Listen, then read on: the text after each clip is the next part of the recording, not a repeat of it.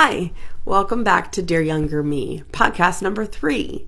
Today, we wanted to talk about trauma, and we talk a lot and we'll continue to talk a lot about being trauma informed.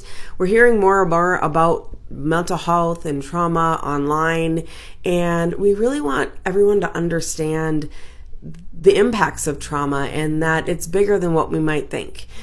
Trauma is certainly the big things, the sexual abuse and sexual assaults, domestic violence, physical abuse, neglect, witnessing violence, and certainly, it's also the little things, things that may only happen once and really have an impact on us.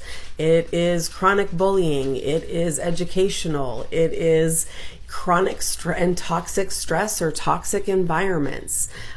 We need to talk about those things too and the impacts. Yeah.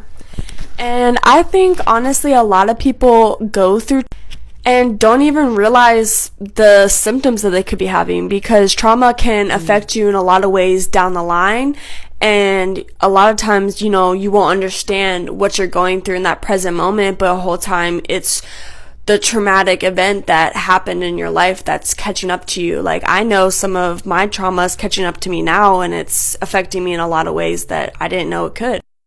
But I can give an example, because I know some people may not even know, and they could be going through this and not even know. But for me, my trauma had a lot to do with educational trauma. I was date raped, and I would say I've been getting a lot of dreams that I didn't even realize happened, and it's almost like a flashback. And I would tell my mom, and it'd be things as a kid that I didn't remember, but she knew what happened.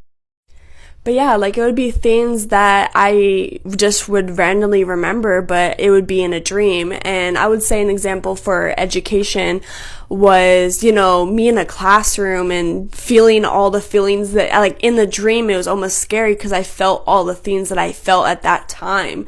Mm-hmm. And, it was almost kind of built it like a nightmare, but it was things that actually happened, like flashbacks. First of all, thank you for your vulnerability. Jada inspires me with how she can be vulnerable, and I've grown as a mama. I've grown in my own healing, and I think we all can, and that's kind of part of why we're doing this. And what Jada's describing are trauma triggers, and those come out in lots of ways, in the way we behave, respond, react, in our body, in our dreams. And we need to recognize that and have more compassion. And if you're experiencing those things, find someone that you can talk to.